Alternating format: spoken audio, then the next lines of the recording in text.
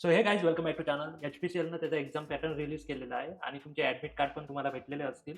तर एक वेळेस सिलेबसमधून चांगल्या प्रकारे गो थ्रू करून जा, जेणेकरून तुम्हाला एक्झाम सेंटरवर काही पण तकलीफ होणार नाही आणि तुमचा पेपर बऱ्यापैकी चांगला जाईल. कारण की कसं राहते, पॅटर्न वगैरे आधीच माहीत असलं आणि तुम्ही स्ट्रॅटेजी बनवून गेले तरच तुमचा पेपर चांगला जाणार आणि अल्टिमेटली चांगला गेला तरच सिलेक्शन होणार.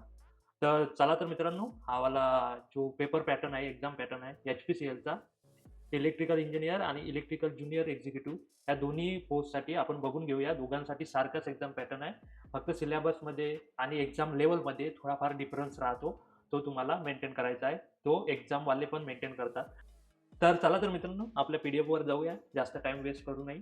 जर तुम्ही या चॅनलवर नवीन असाल तर चॅनलला सबस्क्राईब करायला विसरू नका आणि आपल्या मित्रांसोबत, एका मित्रासोबत हा व्हिडिओ शेअर करायला विसरू नका.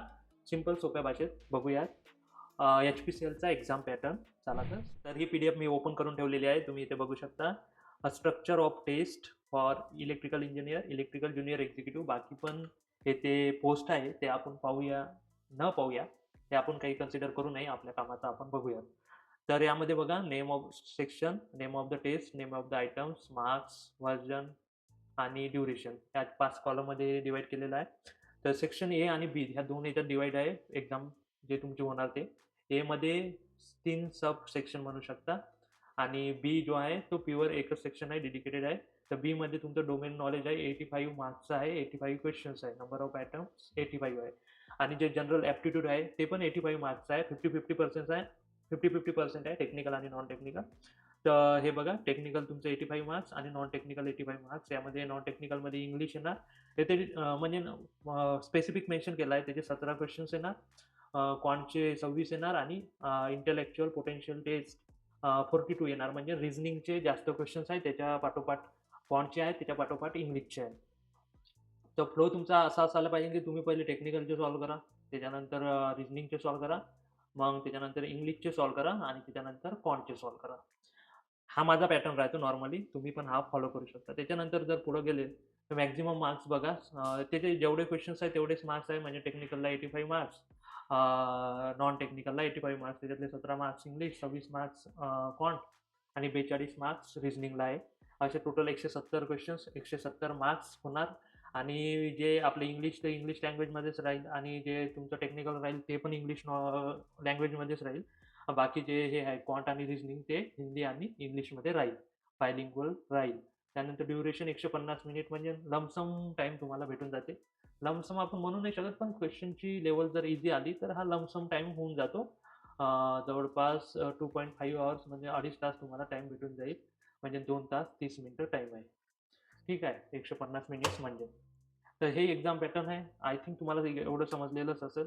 त्यानंतर जर खाली आपण आलो तर टोटल टाईम 150 मिनिट आहे, पण तुम्हाला 210 मिनिट तिथं अटेंड करायचं आहे. इन द सेन्स 150 प्लस 60 म्हणजे होते 210. तर 1 तास आधी तुम्हाला तिथं जायचं आहे असं म्हटलेलं आहे. ते तुमच्या ॲडमिट कार्डवर पण रिफ्लेक्ट झालं असेल की रिपोर्टिंग टाईम किती आहे. तर 60 मिनिटं आधी एक्झामचा जो टाईम आहे त्याच्या 60 मिनिटं आधी तुम्हाला जायचं आहे. तिथं तुमचं logging in, collection of call letters ते घेणार. मग तुमचं चेक वगैरे कराल, स्क्रीनिंग कराल आणि मग काही इन्स्ट्रक्शन वगैरे राहतात ते दिल्या जातात. तर हे सगळं करायला त्याला 1 तास लागते म्हणते. तर म्हणून तुम्ही तिथं जा. डोमेन आणि इंग्लिश नॉलेजवाले इंग्लिशमध्ये राहील. बाकी जे 2 टॉपिक आहेत जसे क्वांट आणि रिझनिंग ते इंग्लिश आणि हिंदीमध्ये राहील.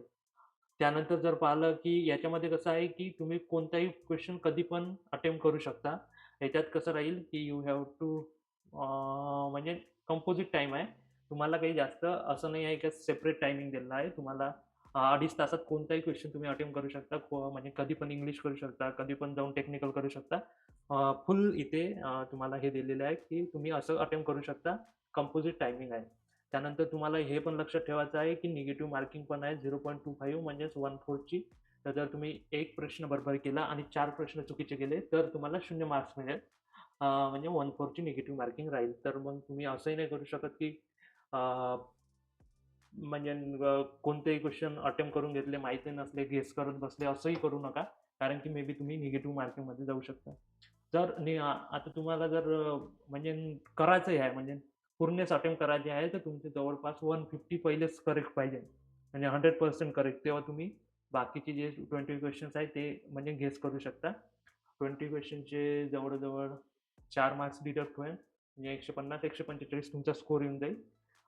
हे HPCL 2023 मध्ये आय थिंक मी असा अटेम्प्ट केलेला होता, तेव्हा खूप सारे मार्क्स आलेले होते माझे.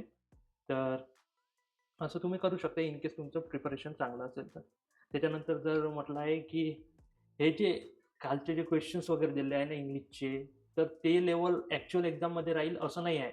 हे जस्ट तुमचं इलिस्ट्रेटिव्ह म्हणजे तुमचं जस्ट एक सॅम्पल म्हणून दिलेलं आहे. अशीच डिफिकल्टी लेवल राहील असं काही नाही आहे. सो इथं म्हटलं आहे हायर डिफिकल्टी लेवलचे क्वेश्चन्स पण तुमच्या एक्झाममध्ये येऊ शकतात. हे जस्ट तुम्हाला सॅम्पल म्हणून दिलेलं आहे. ते इंग्लिश लँग्वेजची सॅम्पल्स दिले आहे, जसं रिकामी जागा भरा इथे. तर इथे आय थिंक ग्रामरचे रूल्स लागतात. त्यानंतर हे एरर डिटेक्शन वाला पार्ट आहे, की कोणत्या पार्टमध्ये इथे एरर डिटेक्शन आहे. तर हे आय थिंक डिग्रीवर आहे वाटते. मग हे त्यानंतर मी आहे, आता माझं पण इंग्लिश थोडं वीक होत चाललेलं आहे. सो हे असं जसं प्रोनाऊन वगैरे वगैरे याच्यावर राहते, म्हणजे जे पण टाईप्स ऑफ काय म्हणते त्याला वर्ड्स राहते त्याच्यावर हे राहते, म्हणजे नाऊन प्रोनाऊन ॲडजेक्टिव्ह वर्ब याच्यामध्ये कुठे कुठे चुका राहतात.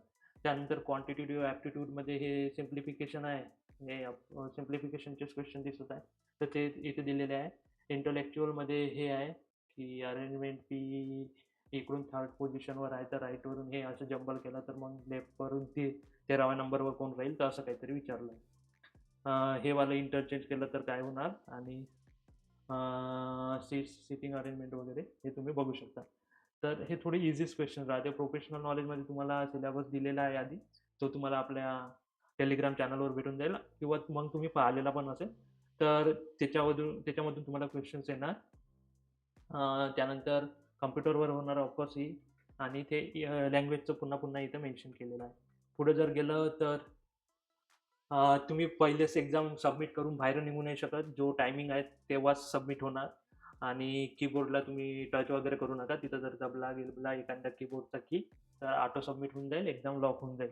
त्यानंतर जर पाहिलं तर तुम्हाला काय करायचं आहे की व्हॅलिड फोटो आयडेंटिटी प्रूफ न्यायचं आहे तुमचं, फोटोकॉपी ऑफ द, आणि एक फोटोकॉपी पण म्हणजे ॲडमिट कार्ड. फोटो आयडेंटिटी म्हणजे पॅन कार्ड नेलं तर पॅन कार्डची एक झेरॉक्स, आणि ते काय करण एक फोटो पण न्यावं लागेल, तो फोटो त्याच्यावर चिपकावं लागेल, आणि मग ते इन केस चिपकावं लागला तर, आणि ते जे झेरॉक्स आहे म्हणजे पॅन कार्डची झेरॉक्स आणि तुमचं ॲडमिट कार्ड ते चिपकून ते घेऊन घेणार असं म्हटलेलं आहे. तर झेरॉक्स घेऊन जा. आणि इथे असं म्हटलं आहे की कॉलेजची जर ID वगैरे वगैरे असं नॉनसेन्स घेऊन नका जाऊ. Aadhaar card, PAN card, voter card हे सगळं घेऊन जा. त्यापैकी कोणतंही एक घेऊन जा, आणि त्याची एक एक झेरॉक्स असू द्या. तुमचा एक फोटोग्राफ पण तुमच्यासोबत असू द्या, एक म्हणजे काढून ठेवा. आणि लर्निंग लायसन वगैरे घेऊन नका जाऊ, रेशन कार्ड वगैरे घेऊन नका जाऊ, ते व्हॅलिड ID प्रूफ नाही आहे. त्यानंतर जर पाहिलं तर बॉल पॉईंट पेन तुम्हाला घेऊन जायचं आहे, आणि जे रफ शीट आहे ते तुम्हाला तिथून भेटून जाईल.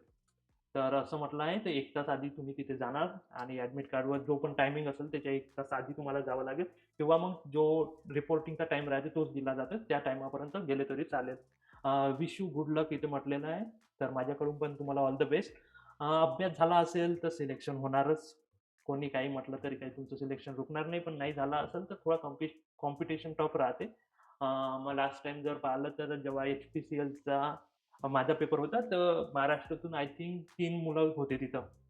म्हणजे GD ज्या पुढच्या प्रोसेस राहते त्या देण्यासाठी 3 जणच होते, आणि अनफॉर्च्युनेटली मग तिघाचंही तिथे सिलेक्शन नव्हतं झालं, तर ते वेगळी गोष्ट आहे.